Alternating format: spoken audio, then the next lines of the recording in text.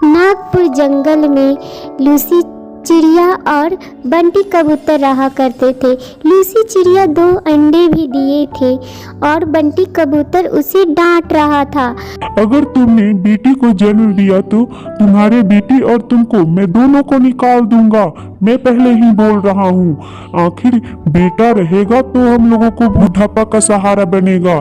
बेटी क्या करेगी? उसे दहेज देना पड़ेगा और वो भी दहेज देके दूसरे घर को जाना है उसे। हम बेटा चाहते हैं, मुझे बेटा चाहिए। लूसी कबूतर बोलती है, अरे आने तो दीजिए, अभी बेटी होगी या बेटा। बेटी होगी तो उससे क्या, अगली बार बेटा आ जाएगा। तो बंटी कबूतर बोलता है, मुझे कुछ नहीं जानना।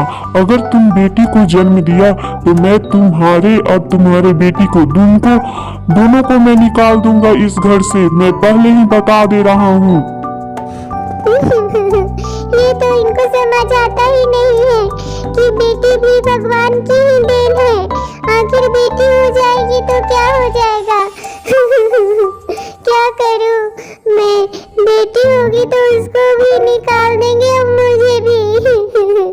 मैं क्या करूं, ऐसा बंटी कबूतर है कि मैं क्या बोलूं उसके बारे में।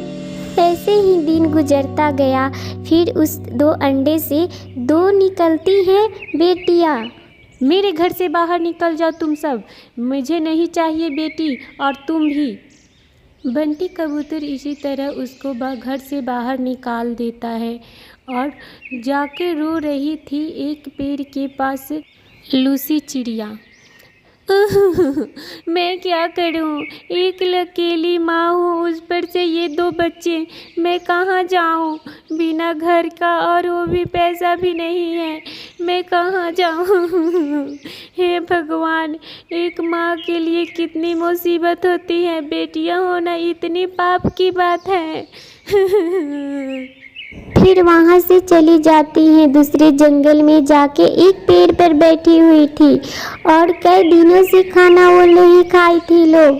फिर बोलती है लूसी चिड़िया, सुनो बेटी, मैं जा रही हूँ खाना खोजने, तुम यहीं पे रुकना और मैं खाना खोज के लाऊंगी तो तुम सबको खिलाऊंगी मैं। हाँ ठीक है माँ, जाओ। इसी तरह वो जाती है जंगल में खाना खोजने और खाना खोज के वापस आ ही रही थी तब तक उसे एक बाघ चिड़िया मिल जाता है और वो बाघ चिड़िया उसे बोलता है कि आज मैं तुम्हें मार दूंगा। मुझे खाने के लिए तुम आज बनी हो, मैं तुम्हें आज खा जाऊंगा। सुनो ना बाघ मामा, मेरी 2 बेटियां हैं, वहाँ पे बैठी है, मैं उसे ये खाना देके आ जाऊंगी आपके पास, मुझे खा लेना फिर। ठीक है मामा। मेरी बेटियां 2-3 दिन से खाने नहीं खाई हैं। अच्छा, तुम इतना कह रही हो तो ठीक है, तुम जाओ, तुम्हें मैं छोड़ रही हूँ कुछ घंटों के लिए और अपनी बेटी को खाना देकर आ जाना। नहीं तो मैं तुम्हें और तुम्हारी बेटी दोनों को मार दूंगा और खा जाऊंगा। मैं बोल रहा हूँ। हाँ ठीक है बाघ मामा, मैं दे के चली आऊंगी, मैं अपने वादे की पक्की हूँ।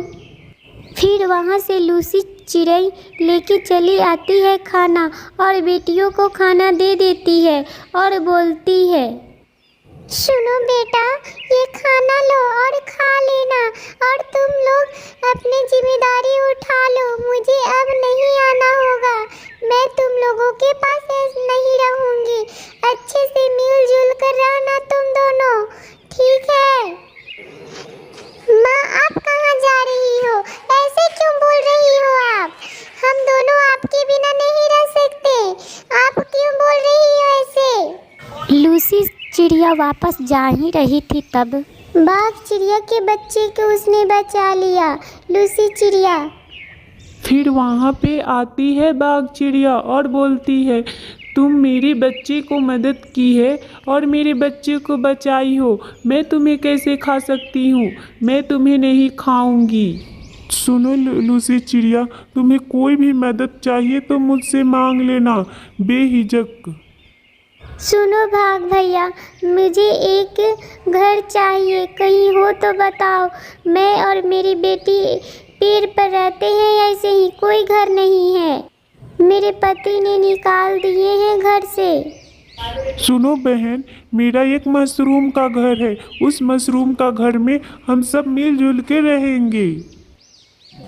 टुन्नी चिड़िया, बाघ चिड़िया सारे मिलकर चले जाते हैं मशरूम के घर में और खुशी खुशी मशरूम के घर में रहने लगते हैं लोग, सारे चिड़िया मिलकर।